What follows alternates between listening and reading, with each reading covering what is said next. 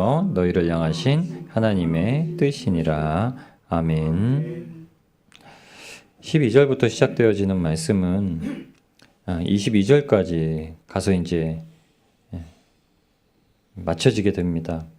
12절부터 시작되어지는 말씀은 화목하라라는 말씀이에요. 근데 데살로니가전서 5장에 있는 전체적인 말씀을 보면 주님께서 이제 도적같이 임하신다라는 말씀입니다. 그리고 그 말씀을 어떻게 역사하시고 또 우리가 어떻게 받아야 되는지에 대해서도 알려주시는 말씀이에요. 항상 기뻐하라, 쉬지 말고 기도하라, 범사에 감사하라. 이것은 하나님의 뜻입니다. 근데 범사에 감사한다는 것이 굉장히 중요하다는 걸 이제 우리가 기억을 하시고, 정말 감사할 줄 알면 그냥 대적을 이긴다는 것을, 이게 성경의 진리라는 것을 우리가 믿으시기를 주님의 이름으로 축복합니다. 그래서 19절부터 22절까지의 말씀으로 덧붙인 겁니다. 항상 기뻐하고 쉬지 말고 기도하고 범사에 감사하는 이 하나님의 뜻을 이루는 데 있어서 무엇이 필요하냐? 성령을 소멸하지 말고. 이 소멸이라는 말은 어떤 말이냐면요, 불이 막 활활 타오르는데 물 끼얹는 일이에요. 우리의 인생 가운데 하나님께서 우리의 삶의 자리에서 역사하시는 것에 물을 끼얹지 않는 일이 있어요. 그건 항상 기뻐하고 감사하는 일입니다. 정말 기뻐하고 감사할 수 있으세요? 저는 아침에 말씀을 이제 나누고 저는 이제 하나님의 주신 감동을 가지고 붙들었습니다. 오늘 감사하며 살아야지. 감사합니다, 주님. 감사합니다. 감사하자, 감사하자, 감사합니다. 감사합니다. 근데 여러 가지가 막 이제 막 보여요. 오늘은 별아를 병원 데리고 가는데 오늘 그냥 전혀 그런 생각을 못했어요. 금요일 오후에 삼산동이라는 생각을 전혀 생각을 못했어요. 병원 앞에도 주차할 데가 없고 공영 주차장에도 막 차들이 줄 서 있고, 금요일 날은 왜 그런지 모르겠어요. 뭐 끝나고 뭐 어디들 바쁘게 가시나 봐요. 그 시내 교회가 그렇게 큰 게 있는 것도 아닌데 주차할 데가 너무 없어서 계속 막 도는데, 제가 이제 마음에 딱 감사하다, 감사하다. 그러면서 기도를 하는 거죠. 주님 한 자리 주세요. 주님 한 자리 주세요. 돌다가 없으니까 사설로 들어가려고 하는데 사설 주차장에 또 만차. 또 돌다가 1시간에 2,000원 보이는 식당 앞에, 식당에 주차하신 분은 공짜 아니면 1시간 2,000원에서 거기를 들어가려고 하는데 뒷차가 있어서 못 들어가고 있는데 바로 그 앞에 자리가 있더라고요. 하나님 감사하죠. 뒷차를 보내주신 것도 감사. 2,000원이라도 내고서 될 마음을 주신 것도 감사. 그래가지고 저희는 차에 내려서 별아는 다시 자기 차를 타고 병원에 갔다 왔습니다. 그러면서 생각을 했습니다. 왜 우리한테 그렇게 감사를 주셨을까? 근데 이 마음이 솔직히는 언제 시작이 됐냐면, 새벽을 마치고 이제 기사를 제가 잠깐 읽습니다. 기사를 잠깐 읽는데, 연예인 중에 굉장히 다복해서 형제가 10수명인 연예인이 있더라고요. 장녀인 연예인이. 결혼을 했어요, 작년에. 근데 임신을 했다는 소식이 나고, 임신을 해서 막 호르몬 조절하는 데서 피부 트러블이 났다. 이런 게 기사가 헤드라인에 걸려 있는 거예요.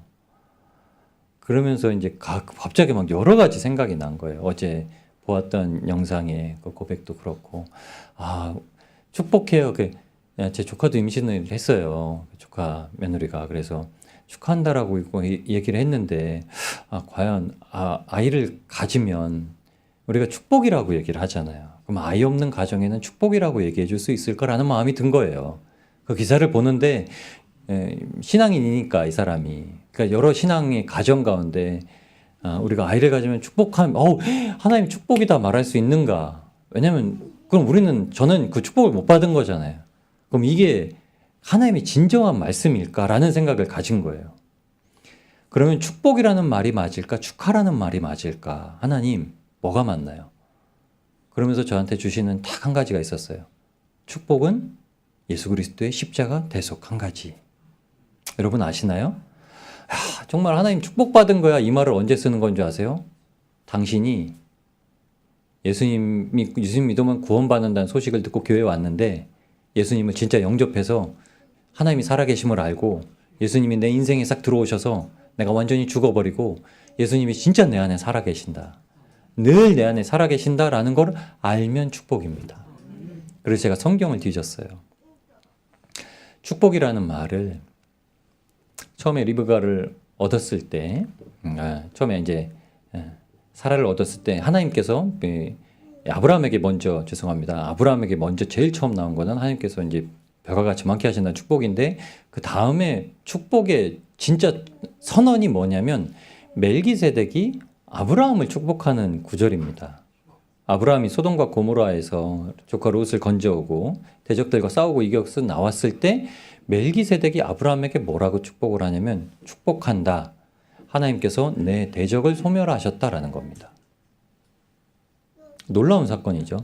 여러분 우리가 축복을 받은 건 예수 그리스도의 십자가로 말미암아 우리의 죄와 사망에서 사망을 이끌어내서 우리를 죄의 종 삼는 사단 마귀를 하나님께서 멸하셨다라는 거예요. 여러분 근데 이 축복을 받았으면 어떡하죠? 이긴 존재라는 겁니다. 그런데 왜 우리는 이겼다라는 걸 아는데도 못 이기고 살아가는가? 성경에는 분명히 믿음만이 하나님을 기쁘시게 해드린다고 했어요. 하나님은 뭐가 기쁘실까요? 하나님은 자기 독생자 예수 그리스도를 이 땅에 보내신 게 가장 기쁜 소식이죠. 근데 왜 보내셨는지 요한복음 3장 16절 우리에게 알려주셨습니다. 예수님을 보내주신 이유는 세상을 사랑하셔서. 그러면 사랑을 받는 자녀들은 어떤 자녀들이죠? 이기는 자녀들이에요. 그래서 이게 얼마나 안타까우셨는지 예수님을 보내주셨는데도 불구하고 예수님만 못 붙잡는 인생이 얼마나 안타까우셨는지 요한계시록 2장 3장에 아시아의 7 교회들이 맨날 방황해요. 그러니까 그 중에 한 교회는 잘하고 있었어요. 그러니까 그 교회들에게 메시지를 전해주세요. 그러면서 이 말씀을 하세요. 듣는 자들은 복이 있고 이기는 자들은 복이 있다라는 거예요. 근데 그 이기게 만드시기 위해서 예수님이 한 가지씩 교회에 주신 말씀이 있어요. 너는 다 잘했는데 첫사랑을 좀 찾아라. 너는 잘했는데 너는 안약을 사서 발라 입어라. 눈에다 발라봐라. 금을 사서 부유하게 해라.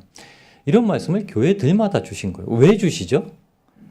아니 못 이겨요. 못 이겨요. 못 이기기 때문에 주시는 말씀이에요. 근데 실제로 사단은 우리가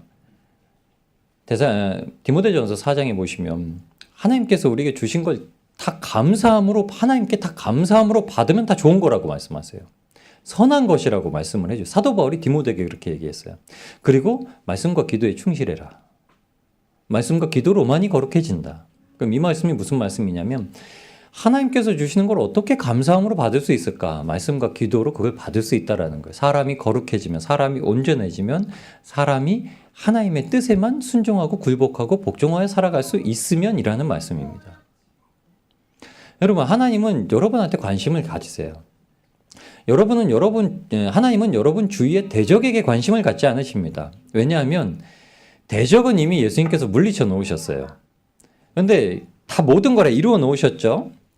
근데 그 자녀들이 십자가를 붙들고 십자가에 죽고 예수님이 십자가에 부활하셨음을 온전히 믿어서 나에게 이제 아무것도 나를 미혹할 수가 없다라는 믿음으로 예수님을 모시고 살아가면 그냥 취해요. 그러니까 그냥 받을 수 있다는 말입니다.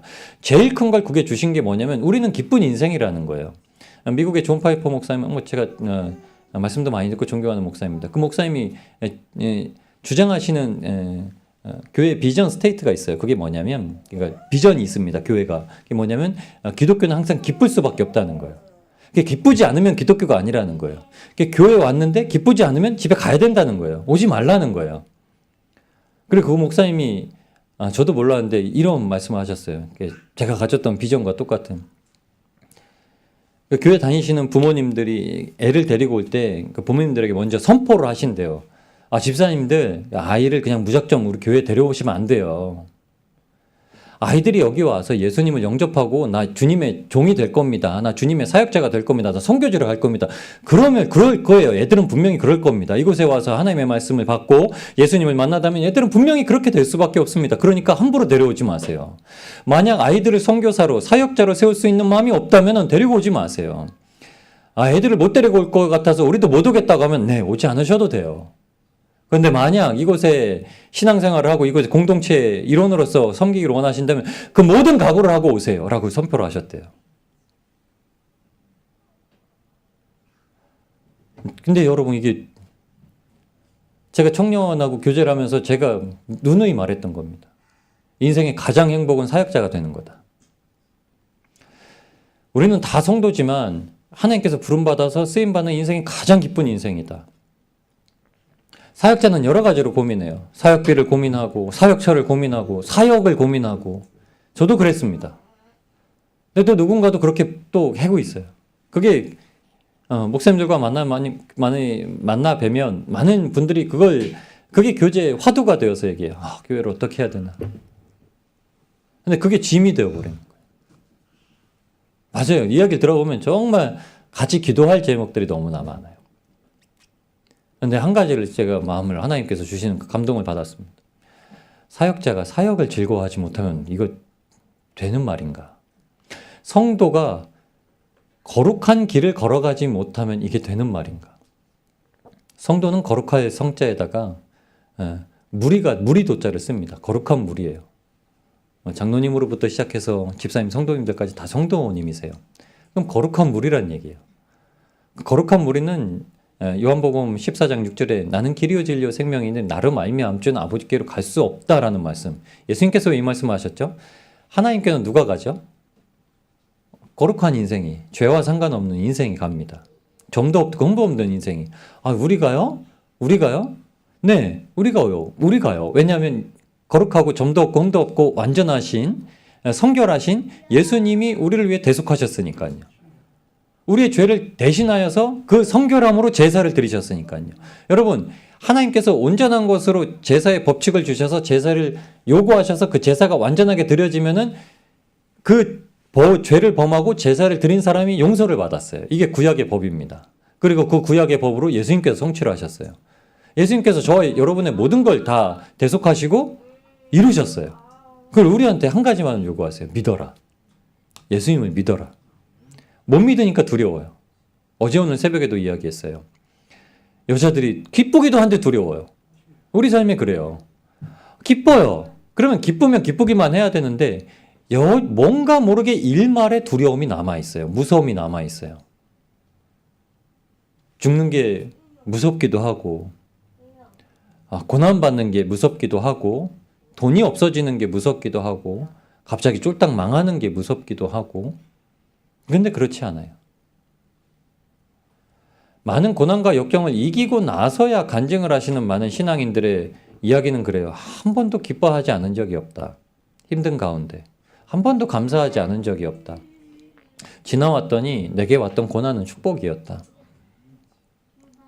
근데 그 당시에 있었다면 이제 그분들은 그런 말씀을 삼키셨을 거야. 나 고난이 내게 축복이야. 왜냐면 그분들이 고난을 겪는 중간에는 이런 말을 절대 한 번도 안 했어요. 이분들은 다 그 고난을 겪고 나서 고난이 끝난 후에 나와서 TV에서 간증을 할 때 그 말을 해요. 그분들이 고난을 겪는 와중에 TV에 나와서 이게 내게 축복입니다 라고 얘기를 하잖아요. 왜냐면 하나님께서 나를 구원하셨고 예수님께서 나를 위해 십자가를 지셨기 때문에 이것이 내게 축복입니다. 중간에 치료를 받는 와중 가운데 망해서 힘들고 절망 가운데 있는 와중 가운데는 고백을 하지 않아요. 만약 그분들이 중간에 나와서 고백했다면 정말 사람들한테 위로가 됐을 겁니다. 지금 나와 같은 상황에 있는 여러분도 다 축복이에요. 주님을 믿고 조금만 견디면 이 고난은 흘러 지나갈 겁니다. 다 나와서 나중엔 얘기를 해요. 감사하지 않은 적이 없습니다. 기뻐하지 않은 적이 없습니다. 만약 중간에 늘 감사하고 살고 늘 기뻐하고 살았으면은 그 삶은 여전히 닫혀지지 않고 감춰지지 않았을 거예요. 근데 우리도 똑같아요. 그 고난은 우리가 신음하면서 견뎌요. 고난은 왜 즐거워하지 않죠? 마태복음 5장 11절 말씀 약속의 말씀이에요. 고난 가운데 즐거워해라. 고난 가운데 자랑해라. 그러면 너의 상이 큼이라. 이것이 우리에게 주신 말씀입니다. 그래서 오늘 놀랍도록 해주신 말씀이에요. 여러분, 축복은 예수님을 우리가 믿은 거죠. 먼저는 예수님이 우리를 찾아오신 거죠. 얼마나 신앙생활을 오래 하셨을지는 뭐 상관이 없습니다. 그렇지만 우리에게 단 한 가지 똑같이 주신 게 있어요. 예수님이 우리를 위해서 십자가에 달려 들어가셨다는 사실입니다. 그래서 우리한테 그 말씀을 허락하신 겁니다. 로마서 1장 21절에도 이렇게 얘기하세요. 하나님을 알되 하나님을 영화롭게도 아니하고 감사하지도 아니하고 오히려 그 생각이 허망하여지며 미련한 마음이 어두워졌나니.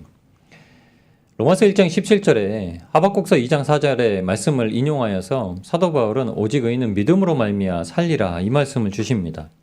그리고 나서 뒤이어서 하는 고백이 그 믿음의 고백을 드리지 못하는 사람들은 무엇이라고 얘기하냐면 하나님을 영화롭게도 아니하고 감사하지도 않고 오히려 그 생각이 자기 생각에 가지고. 여러분이 감사할 수 있는 기준은 뭔가요? 하나님이 감사하게 하시는 게 기준입니다. 그러면 내가 길 가다가 넘어졌어요. 그러면 감사합니다 이렇게 하셔야 되는 거예요. 만약 내 인생이 주님을 날마다 고백하는 인생이라면요. 정말 똥 밟았어도 감사합니다. 근데 우리의 기준은 그 감사가 따로 나와요. 오늘 저녁에도 제가 감사를 했습니다. 그냥 부족한 가운데 그 부족한 것보다 더 귀한 것을 주셨기 때문에 감사가 나온 거예요. 그냥 밥을 먹는 것만으로도 감사하구나. 그렇게 할 수 있는 것만으로도 감사하구나. 너무 많은 거예요. 감사할 게 너무나 많습니다. 아침에 제가 조금 이제 일을 처리하고 늦게 들어갔더니 벼라가 먼저 일어나 있더라고요. 잘 일어나 있으니까 감사한 거죠. 나와서 일을 보고 나서 이런저런 일들이 그냥 다 감사한 거예요. 여러분, 그런데 하나님을 알지만 하나님의 영광을 위해서 살아가지 못하는 인생이 있고 그런 인생은 하나님 앞에 감사하지 못하는 인생이라고 얘기를 합니다. 그래서 사도 바울은 데살로니가 전후서는 마지막 때는 어떻습니까? 언제입니까? 우리가 어떻게 기다려야 됩니까? 라는 교인들에게 준 말씀입니다. 마지막 때의 인생은요, 감사하는 인생이라고 얘기하세요. 기뻐하는 인생이라고 얘기하시고 기도하는 인생이라고 얘기합니다. 그러면서 절대 예수님께서 십자가에 달려 돌아가시는 그때가 예수님의 기쁨이었다는 걸 잊지 말라고 해요. 왜냐하면 히브리서 12장에 고백하는 겁니다. 예수님은 너머에 있는 기쁨을 보셨다는 거예요. 여러분, 하늘에 정말 그 상상할 수 없는 기쁨이 있다라는 걸 믿으시나요? 아멘? 상상할 수 없어요. 이 땅 가운데 취하고 있는 거는 극히 작은 일이라고 벌써 마태복음 25장에 우리한테 얘기를 해주셨어요. 극히 작은 일.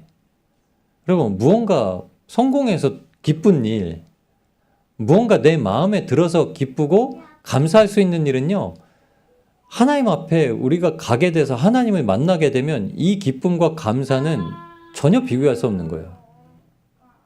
어떻게 알죠? 하나님을 진짜 만난 사람은 감사가 나오고 하나님을 진짜 만난 사람은 기쁨이 나오기 때문에 그렇습니다. 그러니까 우리는 어떻게 하죠? 하나님을 만나야만 참된 그것이 나오는데, 그래서 사도 바울은 하라는 거예요. 기뻐해라. 항상 기뻐해라. 쉬지 말고 기도해라. 범사에 감사해라. 사도 바울이 그래서 범사에 감사했습니다. 사도 바울이 풍랑을 만나고 정말 십수일 동안 아무것도 먹지, 금식일 때문에 아무것도 먹지 못하고 그 배가 진짜 다 퍼져가지고 죽게 된 그때에 하나님께서 말씀을 들려주셨어요. 이 배에 타고 있는 사람 한 명도 털끝도 상하지 않게 하시겠다. 그러니까 사도 바울이 그러면 먹고 힘을 내자. 그러면서 빵을 만들어서 하나님께 먼저 감사를 합니다. 놀랍게 예수님께서 오병이어의 사람들을 먹이실 때 감사를 먼저 하셨어요. 그리고 놀라운 이적을 베푸실 때 감사를 하신 구절이 한 구절이 더 있습니다. 예수님이 달리다쿰 소녀야 일어나라 하실 때도 그냥 능력을 베푸셨어요. 여인이 손을 대고 능력이 빠져나가셨어도 그 여인을 불려서 고백하게 만드셨고, 백부장의 믿음을 보시고 네 믿음이 너무 크다 라면서 그냥 네 믿음대로 될지어다. 중풍병자를 데리고 온 사람들의 믿음을 보시고 이 자들의 믿음을 보고 소자야 안심해라. 내가 구원을 받았느니라 라는 말씀을 선포해 주셨어요. 그런데 유일하게 무덤에 이미 들어가 있는 자 나사로를 꺼내 오실 때는 무덤 돌을 골려 놓으신 후에 하나님께 감사라고 내 말을 들으신 것을 감사합니다 하고 역사를 하십니다. 감사라는 게 뭐죠?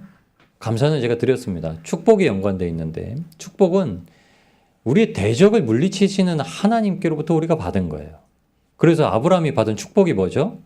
내 자손을 바다의 모래같이 하늘의 별과 같이 많게 하리라 했는데 내 자손이라는 한 명으로 지칭해 놓으셔서 말씀해요. 그래서 아브라함의 자손이 그리스도가 아니면 누구냐라고 선포를 할 수 있는 겁니다. 한 명이라고 연기한 거예요.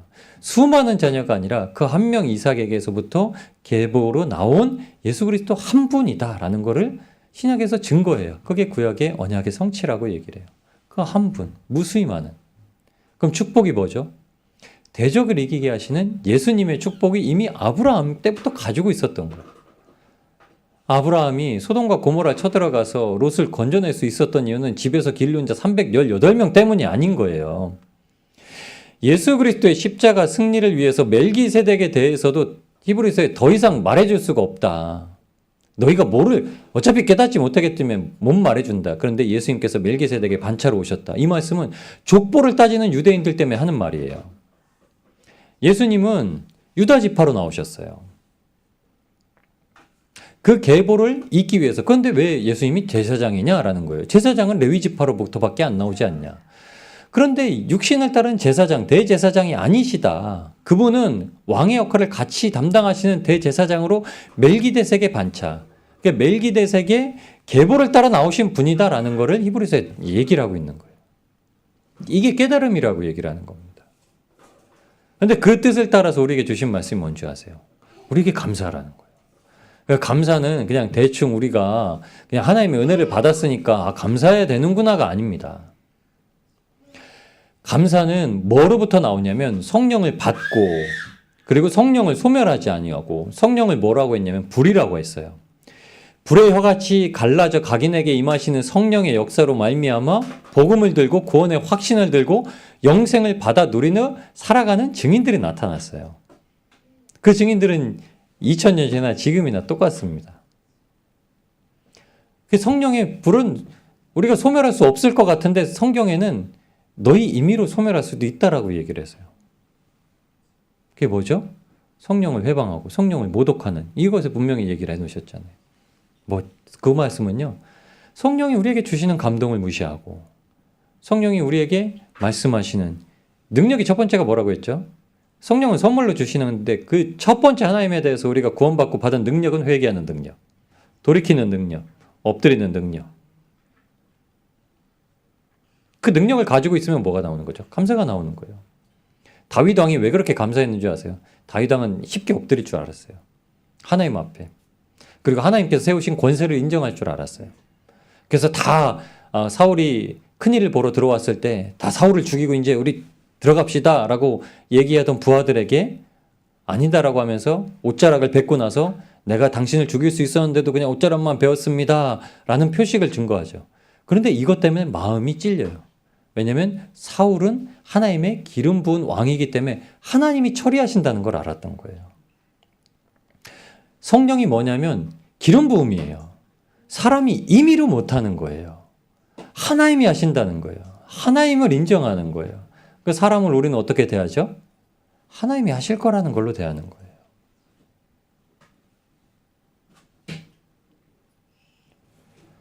정말 오늘도 계속 감사를 내다보니까 여러 가지 일들이 있었던 거예요. 아내를 데리러 갔는데 그 주변에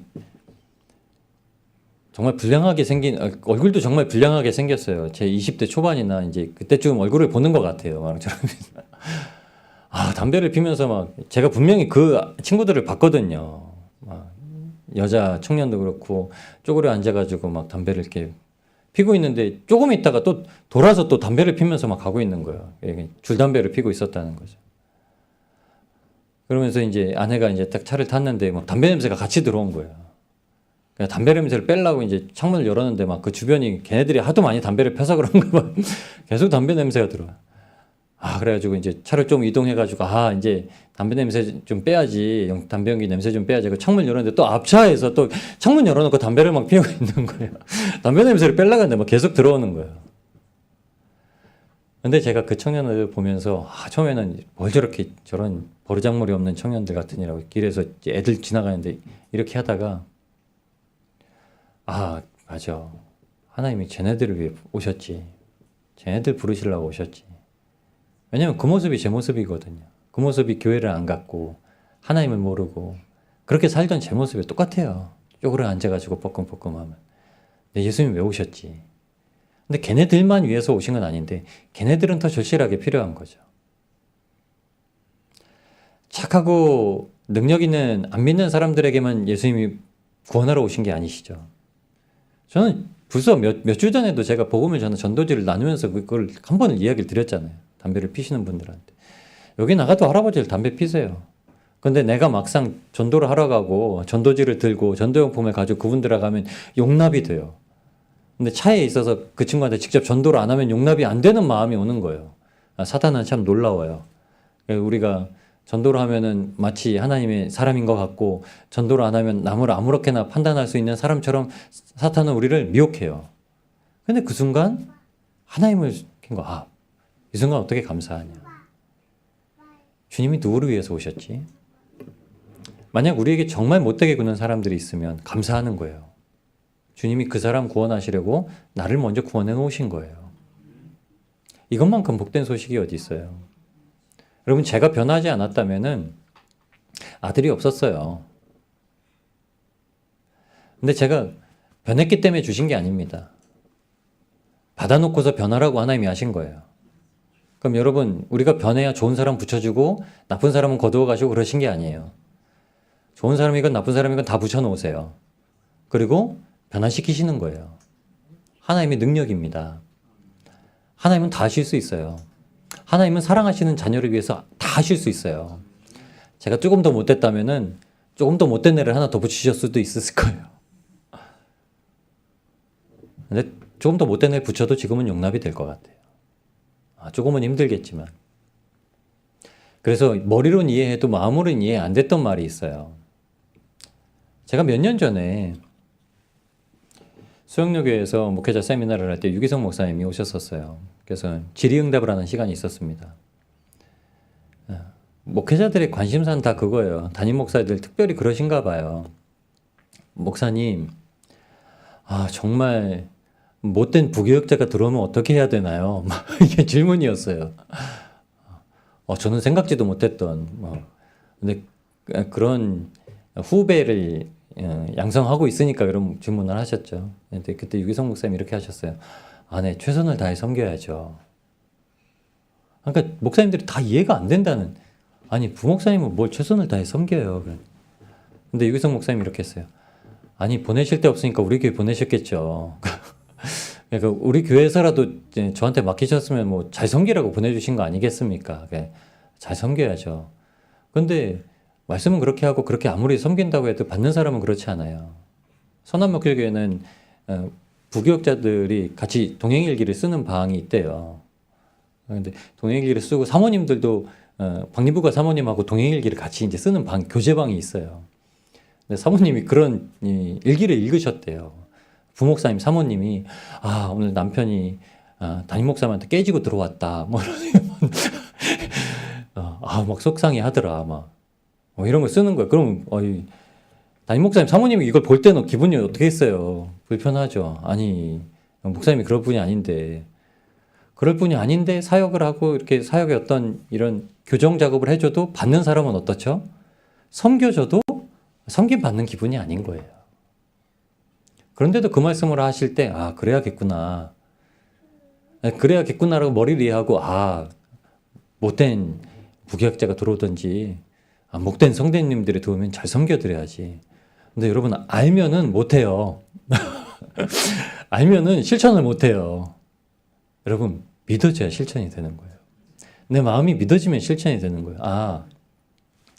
예수님이 날 위해 돌아가셨다는 게 정말 믿어지고 내가 아무리 못되게 해도 아버지구나라는 걸 제가 경험해서 하니까 진짜 하나님은 내 아버지시고 내가 아무리 못되게 해도 나를 지금까지 붙드셨구나 라는 걸 누굴 통해서 아냐면 제 아들을 통해서 아는 거예요.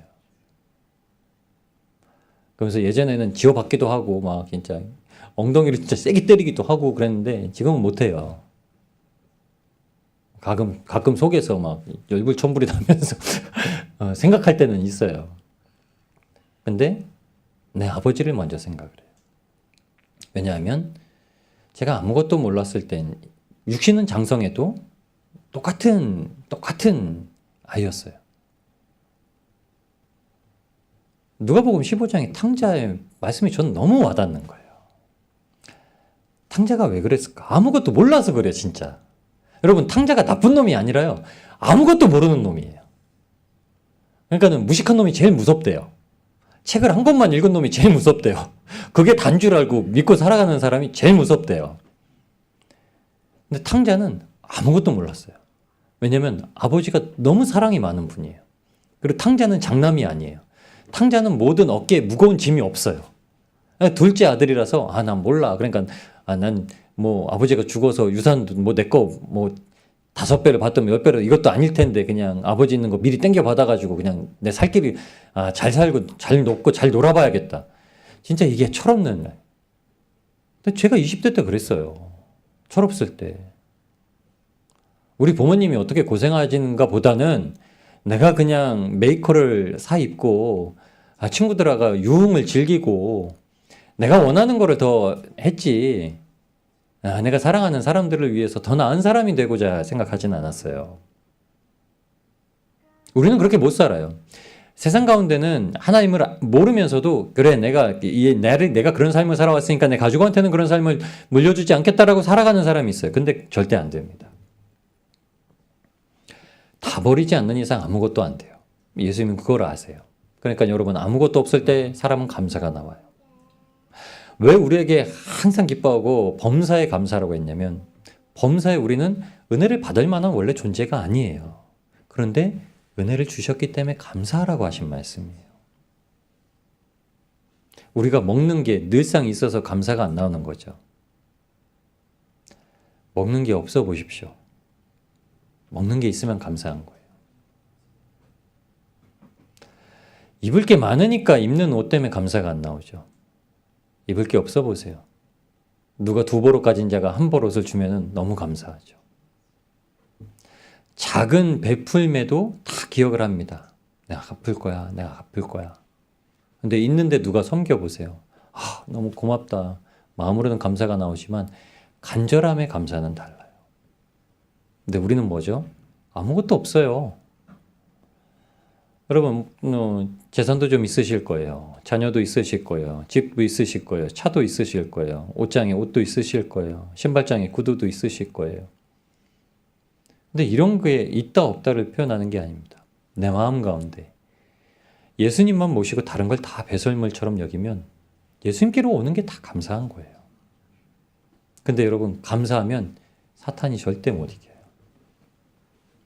감사하면 여러분 사탄이 절대 못 이깁니다. 그래서 성령을 소멸치 말고 두 번째로 주시는 그 능력이 무엇이냐면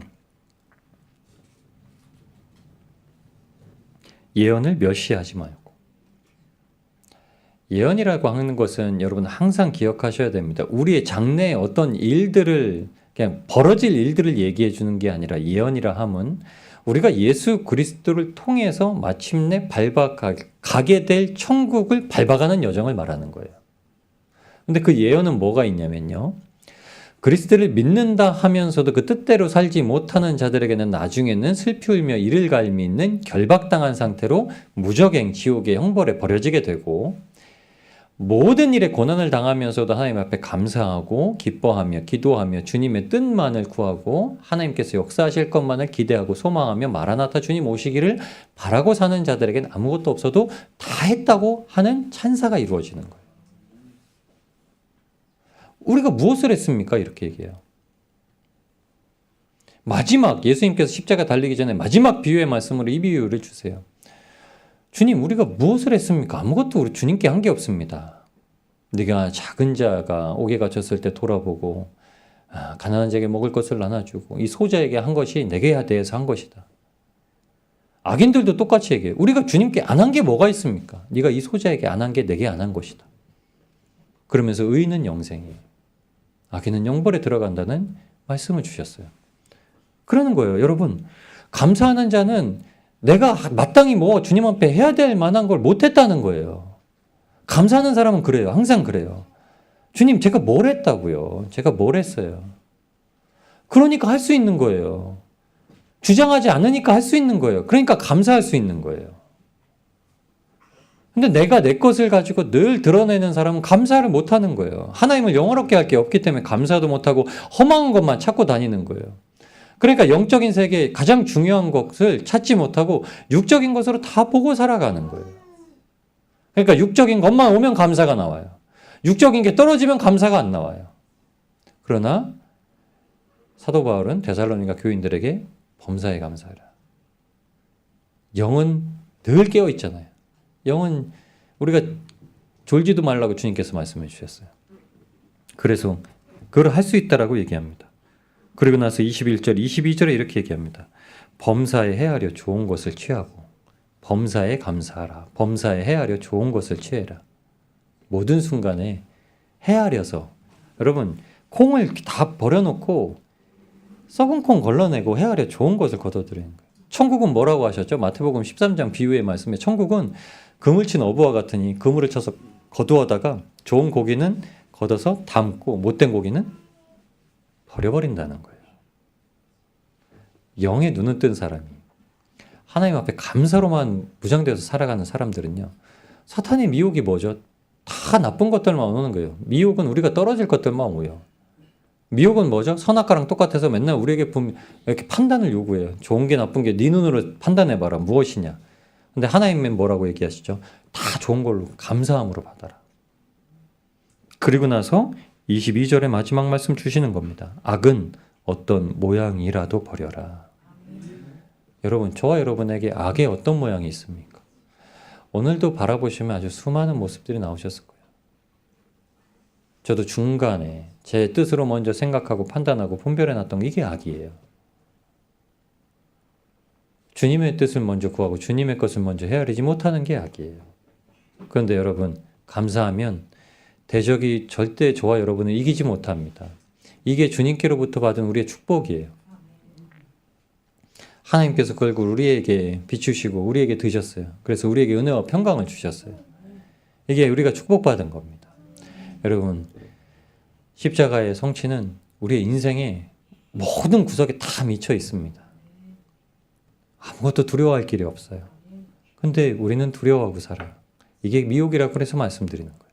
그러니까 여러분, 모든 일을 다 감사로 받으세요. 못된 직장 동료가 있으면 감사합니다. 정말 별로 맛이 없는 밥이 있어도 감사합니다. 사고 나셔도 감사하셨으니까 뭐 더할 나위 없고요. 말을 안 들어도 감사합니다. 그리고 제일 중요한 게 뭐죠? 십자가에서 날 구원하셨으니 정말 이것 외에는 다른 감사할 게 없습니다. 이 마음을 가지고 주님 앞에 나아가면 여러분, 사탄은 아무리 물고 뜯고 뭐하고 하려고 하려도 할 수가 없습니다. 이빨 빠진 호랑이, 발톱 빠진 호랑이. 우는 사자가 삼킬자로 두루 다니면서 다닌다고요? 뭐 이가 있어야지 삼키죠. 뭐 발톱이 있어야 삼키죠. 오히려 다윗이 고백한 것 같이 합니다. 양이 그 입속에 들어가 있어도 내가 그 사자 입을 벌려서 입을 찢고 그 조각이라도 건져 오려고 내가 했다. 여러분, 그 힘이 믿음의 고백과 감사에서 나오는 겁니다. 여러분, 감사하세요. 감사하시 보십시오. 그 믿음으로 살아가게 우리를 인도하실 줄 믿습니다. 그리고 모든 것이 우리를 감히 넘보지 못하고 감히 미혹하지 못하고 오직 주님만을 바라보게 살아가게 하실 줄 믿습니다. 이 믿음으로 주님께서 우리에게 범사에 헤아려 모든 것을 감사할 수 있는 믿음을 더하여 주시기를 우리 주님의 이름으로 함께 기도하면서 나아가시기를 원합니다. 우리 주님의 이름